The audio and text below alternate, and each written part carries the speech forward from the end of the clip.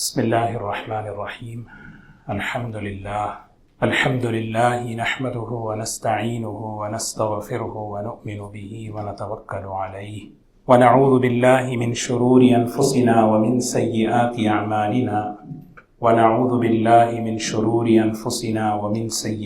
أعمالنا من يهده الله فلا مضل له ومن يضلله فلا هادي له ونشهد أن لا إله إلا الله وحده لا شريك له ونشهد أن سيدنا وحبيبنا ونبينا مولانا محمدا عبده ورسوله صلى الله تبارك وتعالى عليه وسلم. أما بعد فأعوذ بالله من الشيطان الرجيم. بسم الله الرحمن الرحيم.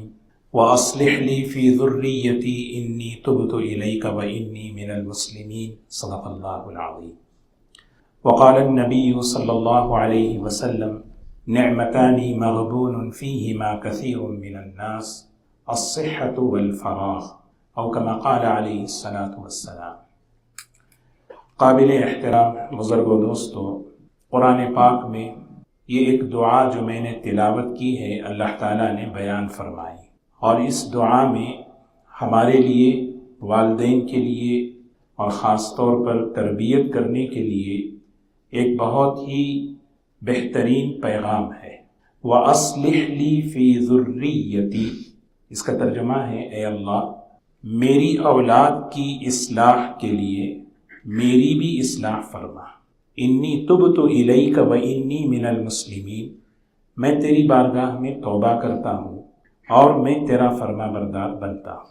بڑی مجرب دعا ہے اپنے بچوں کی تربیت اور ان کی نیکی اور فرما برداری کے لیے، لیکن اس دعا میں جو پیغام ہے اسے ہمیں سمجھنا ہے. گزشتہ یہ بات عرض کی تھی کہ الحمدللہ چھٹیوں کے اوقات شروع ہوئے ہیں. گھروں کے اندر بچے اب اس موقع پر فارغ ہیں، اسکول سے، کالجز سے، اپنی اپنی مصروفیات سے فارغ ہو کر اپنا وقت گھر میں گزار رہے ہیں. فراغت میں مصروفیت اور مشغولی یہ اصل ہماری ذمہ داری ہے. دنیا میں آپ حضرات جانتے ہیں بھوک سے تباہی جو ہو رہی ہے وہ ہماری نظروں کے سامنے ہے. کتنے لوگ بھوک کی وجہ سے بچے مر رہے ہیں، لیکن آپ اس بات کو تسلیم کریں گے اس سے زیادہ تباہی بیکاری کی وجہ سے ہو رہی ہے. خاص طور پر یہ جو دور ہے، اس دور میں بچے جب فارغ ہوتے ہیں، بیکار ہوتے ہیں، بھوک کی وجہ سے اتنی تباہی نہیں ہو رہی جتنی معاشرے کے اندر بیکاری کی وجہ سے تباہی ہو رہی ہے. اسی لیے میں نے کہا کہ فرصت، بیکاری گناہوں کا دروازہ ہے، بگاڑ کا دروازہ ہے. نبی کریم صلی اللہ علیہ وسلم نے فرمایا کہ اپنے آپ کو مصروف کرو. مشغولیت بہت بڑی نعمت ہے. فرصت کو غنیمت سمجھ کر اس سے اپنی دین اور دنیا بنا لو. جو دعا میں نے عرض کی ہے اس کی روشنی میں کچھ باتیں میں عرض کروں گا. سب سے پہلی بات،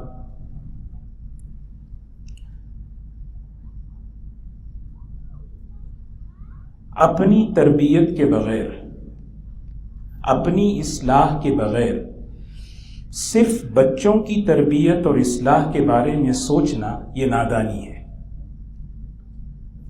جو ماں باپ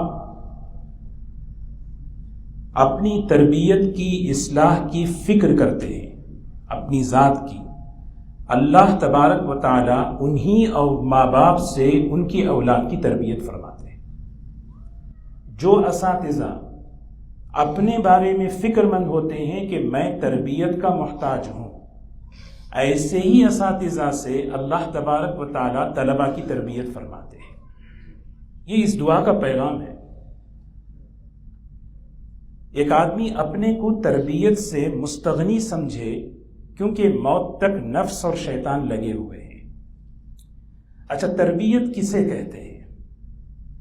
تربیت کہتے ہیں، میں یہ بات اس لیے عرض کر رہا ہوں کہ جیسا میں نے کہا کہ ہمارے بچوں کا خاص طور پر سمر میں وقت زیادہ گزرتا ہے، تو ہمارا گھر تربیت کا گھر ہو، ہمارا گھر ضرورتوں کے پورا کرنے کی صرف جگہ نہ ہو، کھانا سونا پکانا ضرورتیں پوری ہو، یہ ہمارے گھر کا مقصد نہیں ہے۔ ہمارا گھر تربیت گاہ ہو، ہمارا گھر تربیت کی جگہ ہو، اس میں میاں بیوی، اس میں ماں باپ، بچے رہ رہے ہیں، وہ ایسے ماحول میں رہیں کہ ان کی تربیت ہو رہی ہو۔ اس میں ہمیں کن کن چیزوں کا خیال رکھنا ہے اور کن باتوں کی طرف ہماری توجہ ہو۔ جیسے میں نے عرض کیا کہ تربیت کہتے ہیں اس چیز کو جو باتیں اللہ کو پسند ہیں، اللہ کے رسول صلی اللہ علیہ وسلم کو پسند ہیں، وہ میرے بچوں کی زندگیوں میں آتی جائیں، اور جو باتیں اللہ کو پسند نہیں ہیں، جو باتیں اللہ کے رسول صلی اللہ علیہ وسلم کو پسند نہیں ہیں، دھیرے دھیرے وہ ہماری زندگیوں سے، گھر کے ماحول سے نکلتی جائیں۔ تربیت، صفات جو ہے تربیت سے منتقل ہوتے ہیں۔ دولت جو ہے بغیر تربیت کے بھی وراثت میں بچوں میں منتقل ہو جاتی ہے۔ والدین نیک ہو ضروری نہیں بچے نیک ہوں، والدین بہت اونچے کردار اور اخلاق والے ہوں ضروری نہیں بچوں میں بھی وہ نیکی ہو۔ تربیت کے ذریعے سے صفات منتقل ہوتے ہیں۔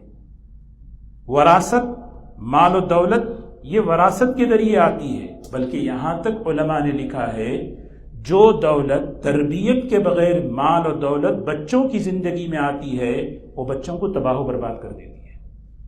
دو مثالیں ہیں، آپ تاریخ بیانوں میں بھی سنے ہیں، ایک عمر ابن عبدالعزیز رحمۃ اللہ علیہ اور ایک بنو امیہ کے بادشاہ۔ بنو امیہ کے بادشاہ جب مرتے ہوئے کروڑوں کی جائیداد اپنے بچوں کے نام چھوڑ کر گئے۔ کچھ ہی عرصے میں وہی بچے، صفات منتقل نہیں ہوئے، تربیت نہیں ہوئی، کوفہ کی جامع مسجد میں دروازے کے پاس چندہ بھیک مانگ رہے تھے۔ یہ تاریخ ہے۔ عمر ابن عبدالعزیز رحمۃ اللہ علیہ کے بچے، موت کے وقت ان سے کسی نے کہا بچوں کے لیے کچھ کر دو، کچھ چھوڑ دو۔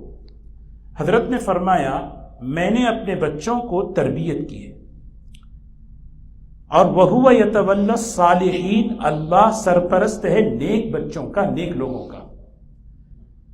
اگر میرے بچے بگڑے، میں نہیں چاہتا کہ میں ایسی دولت ان کے نام چھوڑ جاؤں کہ گناہوں میں ان کے معاون بنوں۔ ایک بات ہمیں ذہن میں رکھنی ہے۔ ایک اور بات یہ ہے کہ تربیت، جیسے میں نے کہا کہ صفات تربیت سے منتقل ہوتے ہیں۔ نبی کریم صلی اللہ علیہ وسلم کی ایک بڑی بہترین حدیث ہے، اکرموا اولادکم، اپنے بچوں کا اکرام کرو، کیونکہ تربیت اکرام سے ہوتی ہے، بے اکرامی سے تربیت نہیں ہوتی۔ بے اکرامی سے کسی کو آپ بے اکرام کریں، حقیر کریں، اس کو گرائیں، اس کو جو ہے طنز کریں، کبھی آپ اس کی تربیت نہیں کر سکتے۔ اسی لیے حدیث میں آتا ہے گنہگار سے نفرت نہ کرو، گناہ سے نفرت کرو۔ ایک چھوٹا بچہ کھیل رہا، مسجد میں کھیل رہا ہے، آپ دیکھیں جیسے ہی وہ گرا، بچہ گرتے ہی سب سے پہلے لوگوں کی نگاہوں کو دیکھتا ہے، اپنی چوٹ کو نہیں دیکھتا۔ آپ نے دیکھا گھر میں ہو، دوستوں میں ہو، بچہ گرتے ہی سب سے پہلے وہ لوگوں کی نگاہوں کو دیکھتا ہے۔ اس بچے کے دل میں چوٹ لگنے سے زیادہ کا غم لوگوں کی نگاہوں میں گرنے کا غم ہے۔ اگر ہم کسی بچے کو، اپنے بچے کو ذلیل کر کے تربیت کریں تو تربیت نہیں ہوتی۔ اس کے لیے اس سے محبت، اس سے اکرام۔ ایک بکری کو ڈنڈا مار کر بھی آپ دودھ نہیں لے سکتے۔ کسی گائے کا دودھ ڈنڈا مار کر نہیں لے سکتے۔ ہمیں تو کوئی تجربہ نہیں ہے، ہو سکتا ہے بڑوں کو ہو۔ بکری سے بھی دودھ نکالنا ہے تو اس کو مانوس کرنا پڑتا ہے، اس کو کہتے ہیں سہلانا پڑتا ہے۔ بغیر سہلائے، بغیر مانوس کیے بکری بھی دودھ دینے تیار نہیں ہے۔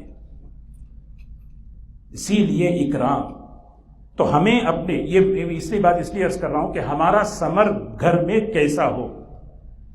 ماں باپ اپنے بچوں کے ساتھ، یہ تو صرف ثمر عنوان ہے، لیکن پورے سال پوری زندگی ہمارا گھر کیسے ہو. تربیت میں اکرام ضروری ہے، عزت نفس کا خیال ہو. اچھا، تربیت کا ماحول کہتے کسے بھی، گھر کیسے بناؤ، ایک مسلمان کا گھر کیسے ہو. جیسے میں نے کہا، ایک ہے ضرورتوں کے پورا ہونا. اللہ کا شکر ہے ضرورتیں پوری ہو رہی ہیں، چھت اللہ نے دیا ہے، ہمارا کھانا پینا سب ہو رہا ہے، اللہ کا شکر ہے، جان مال عزت حفاظت میں. لیکن یہ گھر کا حق نہیں ہے، گھر کی نعمت کا شکر نہیں. ایک مسلمان کا گھر اس سے آگے بڑھے، اس کو کہتے ہیں تربیت والا گھر. میں مثالیں دوں. سب سے پہلے دیکھیں، آج جمعہ کا دن ہے. جو گھر تربیت والا ہوتا ہے اس گھر میں جمعہ کے دن میں بچوں سے یہ بات ڈسکس کی جاتی ہے. آج جمعہ ہے، آج ہم سورہ کہف پڑھ لیں، آج ہم درود شریف پڑھ لیں. دیکھو، یہ جمعہ میں ایک بڑی برکت والی ایک گھڑی ہے، جو دعا مانگے اللہ قبول کریں گے. یہ آدمی سوچے کہ مجھے 3-4 دن میں عاشورہ آنے والا ہے. تربیت والا گھر، عاشورہ آئے اس سے پہلے ہم اپنے بچوں کو لے کے بیٹھیں، عاشورہ ہے کیا، یہ ہوا کیا، ہمیں کیسے گزارنا ہے، اللہ تعالیٰ کی کیسی قدرت، اللہ تعالیٰ کی کیسی قدرت کا مظاہرہ ہوا، اس دن کیا کیا انعامات ملتے ہیں، کیسے ہمیں گزارنا ہے. گھر میں ہم سب مل کے رہ رہے، اچانک بارش شروع ہو گئی. تربیت والا گھر، بارش، بھئی دیکھو حدیث میں آتا ہے کچھ موقع ایسے ہیں دعائیں قبول ہوتی ہیں، اس میں بارش کے موقع پہ دعا قبول ہوتی ہے. چلو ہم سب تھوڑا دعا کر لیں، ہم دعا کر لیں. بیٹھے بیٹھے اچانک کوئی نیوز سننے کو ملی کہ فلاں جگہ زبردست تباہی آئی ہے، فلاں جگہ ارتھکوئک ہوا ہے، فلاں جگہ پتہ نہیں کچھ ہوا ہے. فوراً اللہ اکبر، آ جاؤ بھائی. دیکھو کتنی بڑی عبرت کا. اس کے لیے ہم کیا کر سکتے ہیں؟ کچھ مدد کر سکتے ہیں؟ ہم کچھ نہیں، کم سے کم دعا تو کر سکتے ہیں. اس کا نام ہے تربیت والا گھر، اس کا نام ہے تربیت. بچے ہیں ہمارے پاس پل رہے ہیں، یہی بچے تھوڑا سا بڑے ہو رہے ہیں، یہی بچے ٹین ایج میں آ رہے ہیں. اس موقع پر ان کے جو ہے نا جذبات بدلتے ہیں، ان کی سوچ بدلتی ہے، ہارمونز چینج ہوتے ہیں. یہ نارمل نہیں ہے. یہ اس کے وقت تربیت والے گھر میں کیا بات ہوتی ہے؟ اس موقع پر ماں باپ اپنے بچوں سے بڑی محبت کے ساتھ، انسیت کے ساتھ، ڈانٹ ڈپٹ کے نہیں. مار تو بہت دور. دیکھیے، مار صرف ڈنڈے کی نہیں ہوتی، مار نگاہوں کی بھی ہوتی ہے، مار خاموشی کی بھی ہوتی ہے. اب خاموشی کی بھی مار ہوتی ہے، مار صرف ڈنڈے کی نہیں، بعض مرتبہ تیز لہجے کی بھی مار ہوتی ہے. یہ سب چیزیں جو ہے نا اس ماحول کو خراب کر دیتا ہے. تو جب بچے ذرا بڑھنے لگے، انہیں بچوں کو بٹھا کر بات کرنا چاہیے، سمجھانا چاہیے. دیکھو ماشاءاللہ، ایک نئی زندگی میں تم قدم رکھ رہے ہو. تم اپنے جذبات کو، تم اپنے ایموشن کو، تم اپنے خیالات کو پاکیزہ رکھو، اپنی نگاہوں کو پاک صاف رکھو. اپنے آپ کو قابو میں رکھنے پر پتہ ہے اللہ کیا دینے والے ہیں. اس پر کیا تمہاری صحت پر کیا برکتیں آئیں گی، تمہاری سوچ پر کیا برکتیں آئیں گی، تمہارے خیالات میں کیسی برکتیں آئیں گی. ذرا سی جوانی بے قابو ہو جائے، نگاہیں بے قابو ہو جائیں، انسان کے وہ ایموشن، اس کے فیلنگ آوارہ ہو جائیں، پتہ ہے کتنا بڑا نقصان دنیا کا ہوتا ہے، کتنا بڑا نقصان اپنی صحت کا، اپنے دین کا ہوتا ہے. دوستو یہ ہوتا ہے. نبی کریم صلی اللہ علیہ وسلم حج کے سفر میں ہیں. فضل ابن عباس چھوٹا سا بچہ ہے، حضرت عباس کے چھوٹے بیٹے پیچھے سواری پہ بیٹھے ہیں، لڑکی کو دیکھ رہے. نبی کریم صلی اللہ علیہ وسلم نے دیکھا کہ یہ بچہ جو ہے لڑکی کو دیکھ رہا ہے، تھوڑی پہ ہاتھ رکھ کے فرمایا فضل ادھر دیکھ رہا. آدمی بیٹھ کے سوچے کہ میں ماں باپ ہونے کے اعتبار سے کبھی میں نے وہ حدیث جو حضور صلی اللہ علیہ وسلم نے حضرت عبداللہ ابن عباس کو پیچھے بٹھا کر سنائی، کیا میں نے سنائی؟ کیا میں نے لقمان حکیم کی وہ نصیحتیں پڑھ کر سنائی؟ اس اعتبار سے میں نے بچوں کو ذہن بنایا، بیٹا کبھی قرض مت لو. یہی بات تو حضرت لقمان نے کہا، بیٹا قرض مت لو، یہ دن کی ذلت رات کا غم ہے. بچوں کو جو ہے نا، ایک ہے بچے کی عمر چھوٹی ہو، اس وقت کا ماحول کیا ہے، اس وقت کیا ہمیں کرنا، ذرا سا بچے بڑے ہوں، ٹین ایج میں ہوں، ماشاءاللہ ہائی اسکول کے بعد کالج، یونیورسٹی، اب آگے کی زندگی ہے ان کی، آگے زندگی ان کی گزارنی ہے، نکاح میں قدم رکھنا ہے، گھر کی ذمہ داری سنبھالنا ہے، بچوں کو ذمہ داری سکھانا ہے، ریسپانسبل بنانا، ریسپانسبلٹی دینا، بالکل نصیحت کے ذریعے۔ سیکھنے کے دو طریقے ہیں، ایک نصیحت اور ایک مصیبت۔ مصیبت جب پڑتی ہے جب بھی انسان سیکھتا ہے، نصیحت سے بھی سیکھتا ہے۔ تو بچوں کو یہ ذہن بنائیں کہ بیٹا نصیحت سے سیکھ لو، ورنہ زندگی مصیبت سے سکھا ہی دے گی۔ بھئی آپ کیسے، یعنی میں عرض کر رہا ہوں کہ بھی بچے ہیں، بڑے ہو رہے، ہم ذرا سا بڑے بچے ہیں، 15 16 18 سال، ان بچوں کو بھئی کہ ایک ہفتہ آپ گھر چلائیں، بجٹ کیسے کنٹرول میں کرنا ہے۔ بچیاں ماشاءاللہ گھر میں ہیں، کچن کا نظام، آپ یہ ایک دن کچن کا نظام سنبھالیں، کچن کا بھی دین ہے۔ حدیث میں آتا ہے رسول اللہ صلی اللہ علیہ وسلم نے فرمایا جب تم سالن بناؤ تو تھوڑا سا شوربہ زیادہ کر لیا کرو۔ امام بخاری رحمۃ اللہ علیہ نے ادب المفرد میں یہ حدیث لکھی ہے۔ سوچیں، یہ حدیث پڑھ کے سوچیں آپ، ایک عورت، اس کا ذہن بنایا جا رہا ہے، وہ عورت، وہ ماں اپنے بچی کا یہ ذہن بنائے کہ جب میں کھانا بناؤں تو تھوڑا سا نیت کروں، ہو سکتا ہے میں کسی کا اکرام کروں، ہو سکتا ہے کوئی مستحق مل جائے، ارے دے نہ دے، ملے نہ ملے، وہ بات کی بات ہے، نیت تو کرے آدمی، نیت آدمی اندر سے کرے مجھے کرنا ہے۔ یہی وہ مائیں تھیں جو ذہن بناتی تھیں اپنے بچیوں کا، اور یہ بچیاں سبحان اللہ، میں بات لمبی ہو جائے گی، صرف ایک اشارہ کروں، آپ محدثین فقہا کی علمی زندگیوں کو پڑھیں۔ پہلے زمانے میں یہ لوگ علم حاصل کرنے کے لیے سفر کرتے تھے، ایجپٹ سے بصرہ، کوفہ، عراق، ہوٹل ریسٹورنٹ نہیں تھے، کھانے کی نظام نہیں، تو کیسے کھاتے تھے؟ ایک سورس ان کا یہ تھا، اس علاقے کی عورتوں کا یہ ذہن ہوا کرتا تھا، یہ لوگ حدیث کی طلب کے لیے سفر کر کے آئے ہیں، ان کے اس علمی سفر میں، علمی خدمت میں ہمارا بھی حصہ ہو، ان کے لیے روٹیاں بنانا، روٹیاں پکا کر بھیجنا۔ سوچ کیا ہوتی تھی؟ یہ ہوتی تھی بھی اتنا بڑا حدیث کا علم سیکھ رہے، آج سوچیں وہ عورتیں قبر میں سو رہی ہیں، کیسا خیر ان کو مل رہا ہوگا۔ یہ چیز ہے کہ ہم بچیوں کو بھی، بڑے بچے ہیں ان کو یہ ذمہ داری سکھانا۔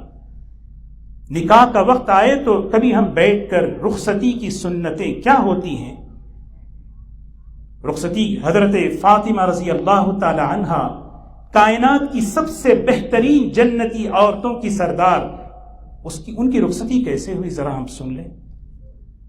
ٹھیک ہے، ویسی رخصتی تو ہم اتنا معیار تو ہے نہیں، کم سے کم گناہوں سے تو بچ سکتے ہیں۔ دیکھیں کیسی رخصتی تھی، نکاح سے پہلے کی زندگی کیسی ہو، نکاح کے بعد کی زندگی کیسی ہو، کچھ حالات آ جائیں تو کیسے اس کو سنبھالیں۔ کچھ حالات آتے ہی زندگی میں، خدا نخواستہ طلاق کی نوبت آ جائے، کیسے؟ حضرت حسن رضی اللہ تعالی عنہ نے اپنی بیوی کو طلاق دے دی،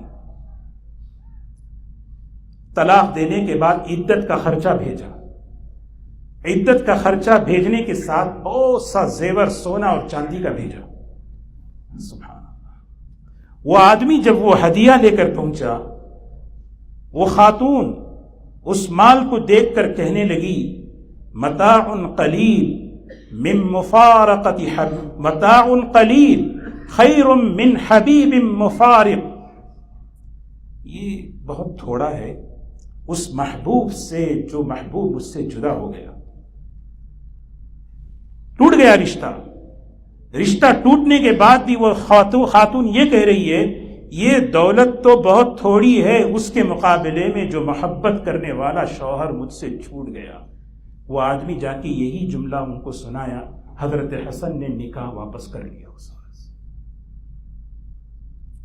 ایک کتاب ہے حسن معاشرت، حضرت مولانا ابو الحسن علی ندوی رحمۃ اللہ علیہ کی والدہ نے لکھی ہے، ہماری علم اکیڈمی کی ایک ٹیچر نے جو ہے اس کا ترجمہ کیا ہے، اور اس کتاب کا موضوع مقصد یہ ہے کہ جو بچیاں شادی ہونے والی ہیں ان کی زندگی کیسی ہو، اب بڑے دنگ رہ جائیں گے۔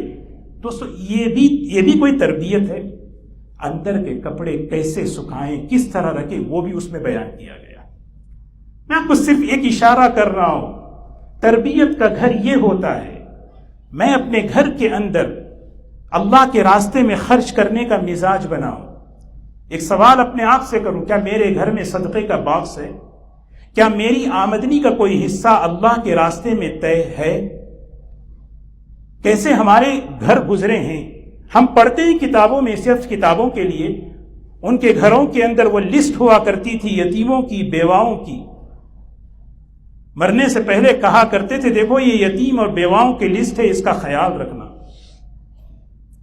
مولانا زکریا صاحب رحمۃ اللہ علیہ، ان کے والد مولانا یحییٰ صاحب اپنی اہلیہ سے کہتے ہیں، کل میں زکریا کو پیسے دینے والا ہوں، تم آج ہی سے اللہ کے راستے میں خرچ کرنے کے فضائل بتانا۔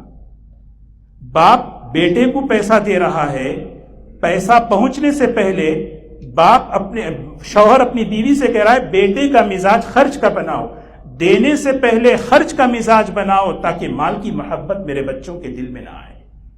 دوستو یہ تربیت کا گھر ہے۔ آدمی سوچے کس گھر میں بیماریاں نہیں آتی، کس گھر میں بخار نہیں آتا۔ بخاری شریف کی روایت ہے، بیماری کا سب سے پہلا علاج استغفار ہے، صدقہ ہے، پھر دوا ہے۔ میں گھر میں بیمار ہو رہے ہیں، چلو بھائی استغفار کریں۔ یہ ہمارا تربیت والا گھر، علماء کو مسائل سمجھ میں نہیں آتے تھے تو استغفار کرتے تھے، اللہ سے مانگتے، پھر اللہ ان کے ذہن کو کھولتا تھا۔ عبداللہ ابو ہریرہ رضی اللہ تعالی عنہ روزانہ 12,000 بار استغفار کرتے تھے، کہتے تھے یہ میرے اوپر قرض ہے، سب سے زیادہ حدیث جاننے والے۔ دوستو ہمیں اپنے گھر کو تربیت کا گھر بنائیں کہ میرا گھر کیسے تربیت والا ہو۔ چیز ٹوٹتی ہے اندر سے، برتن ٹوٹ جائے نا، اندر غم ہوتا ہے، دل ٹوٹتا ہے، لیکن کبھی بچہ نماز چھوڑ دے، کبھی اندر سے پیشانی پہ بل آئے، حدیث میں آتا ہے برتن کے ٹوٹنے پر غلام کو مت مارو، اس لیے کہ برتن کی بھی عمر ہوتی ہے۔ بچہ اگر قیمتی برتن توڑ دے تو بس، لیکن حکم ٹوٹ جائے۔ اس وقت ہم نے کیا کیا؟ ایک مسلمان کا تربیت کا گھر۔ ایک واقعہ عرض کر کے بات ختم کروں۔ ایک والد کا انتقال ہوا، انتقال سے پہلے انہوں نے وصیت لکھی۔ وصیت لکھتے ہیں، لیکن وصیت صرف مال کی تقسیم کی نہیں تھی، وصیت مال کی تقسیم کے ساتھ نصیحت کی بھی تھی۔ جب انتقال ہوا تو بڑا بیٹا وہ نصیحت کو کھول کر رونے لگا۔ اس میں لکھا کیا ہے؟ بیٹا تم اس گھر کے بڑے ہو، سب سے پہلی میری نصیحت یہ ہے کہ تم اس مال کو شرعیت کے اعتبار سے بھائی بہنوں میں تقسیم کرنا۔ پھر فرمایا کہ بیٹا تم گھر کے بڑے ہو، اپنے بھائیوں کو بہنوں کو محبت کے ساتھ جوڑ کر رکھو۔ یہ کون کہتا ہے؟ جوڑ کر رکھو، سنبھال کر رکھو اس رشتے کو۔ آج تو تربیت نہ ہونے کی وجہ سے ہم اپنے چھوٹے بچوں کے سامنے اپنے بھائیوں اور بہنوں کے اختلافات ذکر کرتے ہیں۔ یہ کہاں سے رشتے نبھانا سیکھیں گے؟ رشتوں کی اہمیت پہلے ہی اس ماحول میں نہیں ہے تو کہاں سے آدمی سیکھے؟ دوستو بڑا خطرناک ماحول ہے۔ اللہ کا شکر ادا کریں، اللہ نے ایمانی گھرانوں میں پیدا فرمایا، الحمدللہ کہیں۔ لیکن اصل ہے کہ ہم اور ہماری نسلیں ایمان کے ساتھ دنیا سے جائیں۔ اس کے لیے اپنے گھر کو تربیت کا ماحول بنائیں۔ اسلام قیامت تک رہے گا، بڑھے گا، یہ اللہ کا وعدہ ہے۔ مسئلہ یہ ہے کہ میں اور میری نسلیں اسلام پر رہیں، یہ اصل مسئلہ ہے۔ آج اسلام، انسانیت خطرے میں ہے۔ آج لڑکا لڑکا بن رہا ہے، لڑکا لڑکی بن رہا ہے، لڑکی لڑکا بن رہی ہے، انسانیت حیوانیت کے دہلیز پر ہے۔ آدمی سوچے کیا کریں اپنے گھر، کیسے یعنی گھر کے اندر کیسی تباہی آ رہی ہے، گھروں کے اندر ایمان کے ڈاکو کیسے گھس رہے ہیں. ذرا سوچیں، سوشل میڈیا کے ذریعے سے ہم کیا کر رہے ہیں، اس کے لیے ہم کیا فکر کر رہے ہیں. ہتھیار کی جنگ کو جنگ سمجھا جاتا ہے، فکر کی جنگ جو لڑی جا رہی ہے باطل اور شیطان، اس کو ہم جنگ نہیں سمجھتے. اللہ ہم سب کی، ہماری نسلوں کی حفاظت فرمائے.